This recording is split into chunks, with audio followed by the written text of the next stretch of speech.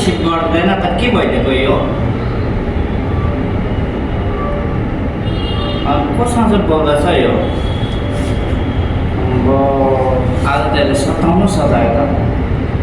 यसलाई माथि नै गएर भेट्नु पऱ्यो एकछिन फोनको पनि केही कामहरू छ छैन यो जुनीमा हेलो आम्बो न मेसेज न कल केही छैन हो यति छिटो माया मारेको आम्बो आम्बो यो आज कता बिजी छ खै यसलाई त गर न हो म छु त यार टेन्सन नगर न यार तिमी केको टेन्सन केको टेन्सन टेन्सन भयो त यार केको टेन्सन तँलाई चाहिँ किन टेन्सन नहुनु कोसँग बोलिदिएको ट्याक्स गर्लफ्रेन्डसँग हो के अरे ट्याक्स गर्लफ्रेन्ड हो कहिले बनाएछ एक्सट्रा त कहिले एक्सट्रा त्यो अस्तिको बहिनीलाई के गरेछ कहिले छोडिदिएको नि आज लाज बस्ने किन लाज भेट्नु हो त्यो नयाँ दोकान दसैँको बेला किनेछ के हो एक्स गर्लफ्रेन्डले किनिदिएको लगायो भने लगाइदिएँ म र त दङ दङ बोका जस्तो गराउँदै बोका भएपछि गरेर न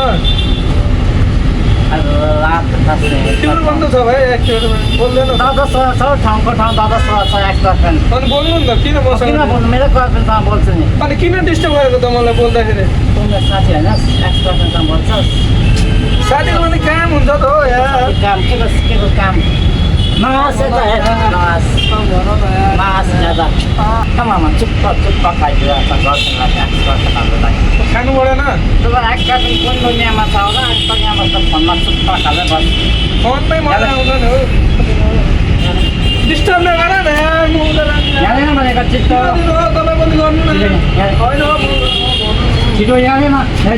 बस् न यहाँ बस के भन्यो गर्छु न दाजु निस्किरहेको छ ल एकैछिन गरेर फोन यहाँ होइन भन न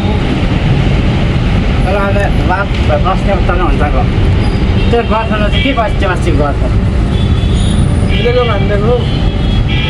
अहिले लाभ बस्ने किन लाज भेट्नु भन्थ्यो किन किन अहिले फेरि प्रश्न नसोध्दै प्रश्न नसोध फेरि प्रश्न नसोध मलाई फोन हालेन त्यसलाई छिटो किन दिनु हो मेरो फोन यार एउटा एकछिन चाहिएको छ यहाँ किन दिनु फोन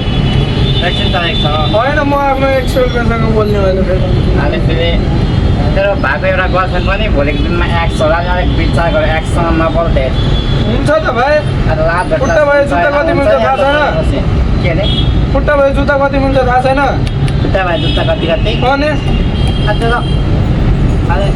साइडीहरू नहालै बेसी यहाँनिर डाइरेक्टहरू नहाल्नु तर अहिले रात सँग भन न हो